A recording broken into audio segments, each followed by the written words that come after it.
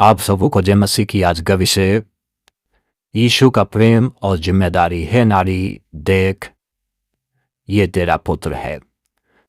दोस्तों, आज का विषय यीशु ने अपनी माता को नारी क्यों कहा, नारी का क्या अर्थ है और क्यों यीशु मसीह ने अपनी माता की जिम्मेदारी अपने चेले को दिया, उसके भाई कहा थे। दोस्तों, जानेंगे यीशु मसीह के क्रूस के ऊपर से कहे गए तीसरे वचन के बारे में, तीसरी वाणी के बारे में हम लोग सीखने जा रहे हैं। सो इसलिए इस वीडियो के अंत तक हमारे साथ बने रहिए, क्योंकि हम कई सारी जो है रहस्य को खोलेंगे। और जो है, यदि आप हमारे चैनल में नए हैं तो इसे आप सब्सक्राइब जरूर कर दीजिए, ताकि आपको समय से जो है प्रभु का वचन मिलता रहे। आइए पहले उन दोनों पदों को पढ़ते, उसके बाद हम लोग जो है अपने विषय पर आएंगे। यीशु ने अपनी माता और उस चेले को जिससे वो प्रेम रखता था पास खड़े देखकर अपनी माता से कहा, हे नारी देख, ये तेरा पुत्र है। तब उस चेले से कहा, यह तेरी माता है। और उसी समय से वो चेला उसे अपने घर ले गया। दोस्तों, दुनिया के किसी भी माता पिता के लिए सबसे बड़ा दुख और सबसे बड़ा कहर पहाड़ अपने जवान बेटे की मृत्यु को आंखों से देखना होता है और जवान बेटे की जो है लाश को उठाना होता है। ये दुनिया का सबसे बड़ा बोझ है। और दोस्तों, वो भी एक ऐसा बेटा जो दुनिया का सबसे अच्छा बेटा हो और ईमानदार हो और सीधा हो। दोस्तों, दुनिया के काम इतने बुरे हैं कि एक निर्दोष व्यक्ति को क्रूस को चढ़ा दिया, और मरियम ये हर एक उस अत्याचार को, हर एक पूरे केस को अपनी आंखों से देखी जब से वो पकड़ा गया। और जब उसको क्रूस पे चढ़ाया गया, हर एक चीज़ को आंखों से देखी। मरियम का हृदय दोस्तों छलनी हो गया था और पूरी तरीके से टूट गई थी, और उसके अंदर किसी भी उसमें शांति नहीं थी। और उसके मन में एक ही चीज़ रही होगी कि किसी प्रकार से वो बच जाए और किसी प्रकार से वो हो जाए। दोस्तों, लेकिन यीशु का चिंता ये नहीं था कि वो मर रहा है, लेकिन उसकी चिंता अपनी माता के प्रति थी। क्रूस के ऊपर से यीशु का प्रेम नजर आता है अपनी माता के लिए। जो ऐसे समय में कोई व्यक्ति अपने माता पिता के लिए नहीं सोचता है यदि वो मर रहा हो तो, लेकिन वो व्यक्ति जो है यीशु मसीह अपनी माँ के लिए चिंता कर रहा है कि उसकी माता का क्या होगा। और दोस्तों, यीशु मसीह ने क्यों अपनी माता की जिम्मेदारी अपने चेले को दी, सबसे पहले हम लोग ये जानेंगे। दोस्तों, यीशु मसीह ने अपनी माता की जिम्मेदारी अपने एक अजीज प्रिय चेले को दी जिससे वो अधिक प्रेम रखता था। दोस्तों, यीशु मसीह ने हमेशा से, आप शुरू से पढ़ेंगे तो आप जानेंगे, यीशु मसीह ने जो है अपनी शारीरिक रिश्तों से ज़्यादा जो है आत्मिक रिश्तों को महत्व दिया।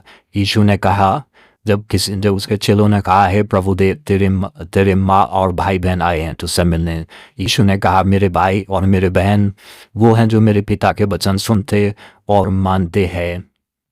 और यीशु मसीह अपने चेलों को भी, मंडली को भी और विश्वासियों को भी अपने भाई बहन और माता पिता जानता था, और यीशु ने उनसे बहुत प्रेम किया और एक अपना परिवार बनाया था। दोस्तों, कलीसिया जो है वो यीशु के विश्वासी नहीं है, परंतु प्रभु यीशु मसीह का परिवार है, वो जिसमें इतना ही रिश्तों का सम्मान होता है जितना कि खून के रिश्तों में होता है। इस परिवार में भी उतना ही जो है परिवार सदस्यों का ध्यान रखा जाता है जितना कि खून के रिश्तों में एक पिता और माता अपने बच्चों का ख्याल रखते हैं। और दोस्तों, अब जो वो जानना था कि अब उसके समय नहीं रहेगा, अब वो दुनिया में शारीरिक रूप से नहीं रहेगा, तो उसकी माँ रहेगी। इसलिए उसने अपने जो है चेले से कहा कि ये तेरी माता है, और उससे कहा कि देख, ये तेरा पुत्र है, और उसके हवाले सौंप दिया। दोस्तों, लेकिन उसके भाई कहाँ थे? इतिहासकारों के जानकारों के मुताबिक उसके भाई उस वक्त तो यरूशलेम में मौजूद नहीं थे, जबकि मरियम का घर यरूशलेम में था। वो दूर दराज के देशों में कहीं थे कि वो शायद काम कर रहे थे और वहाँ मौजूद नहीं थे मरियम को देखने वाला। इसलिए उसने अपनी माता की जिम्मेदारी अपने चेलों को सौंप दी।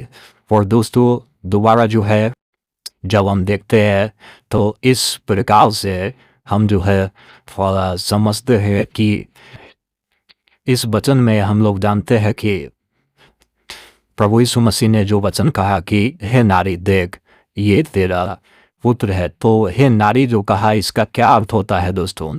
हे नारी का अर्थ यहाँ पर लोगों को हम जिस भाषा को बोलते हैं उस भाषा के मुताबिक हे नारी जो होता है वो एक औरत को बोलते हैं। यह नारी इस प्रकार से थोड़ा सा सुनने में और लगता है, लेकिन जिस भाषा ग्रीक भाषा में जो शब्द आया है मूल रूप से, वो ग्रीक भाषा का जो शब्द है वो है जेनाई। जेनाई जो शब्द है दोस्तों, वो ऐसा ही शब्द है जैसे संस्कृत या हिंदी भाषा में हम किसी स्त्री को देवी कह के पुकारते हैं। देवी कह के पुकारते हैं, हे देवी। तो जब किसी को हम देवी कहते हैं इसका मतलब ये होता है कि हम उसको सम्मान से पुकार रहे हैं। और जब यीशु ने ये बोल दिया हे नारी, तो इसका मतलब ये है कि अब वो मरियम जो है वो अपनी माता को, अब जो है मरियम जो है वो अपनी पुत्र को, यीशु को, अब वो बेटे के रूप में नहीं परंतु वो उसको अब एक जो है प्रभु के रूप में आगे मिलेगी। अब जो भविष्य में मुलाकात होने वाली थी यीशु से, वो अब बेटे के रूप में नहीं परंतु एक उद्धारकर्ता के रूप में, एक दुनिया के छुड़ाने वाले के रूप में मुलाकात होने वाली थी। और अब मरियम को भी यीशु को पुत्र छोड़कर अब जो है उद्धारकर्ता प्रभु करके पुकारना था और उसे प्रार्थना करनी थी। इसलिए यीशु ने अपने भविष्य की उन सारी बातों को जो है जो आने वाले राज्य था उसके संबंध में मरियम को परिचय कराया। और इस प्रकार से जो है उसको ये एहसास कराया कि अब उसको जो है ये स्वीकार कर लेना चाहिए कि वो जगत का उद्धार करता है, तो वो जो है मरियम का भी उद्धार करता है। दोस्तों, आज के वचन में इतना ही। हमारे साथ जुड़ने के लिए बहुत धन्यवाद।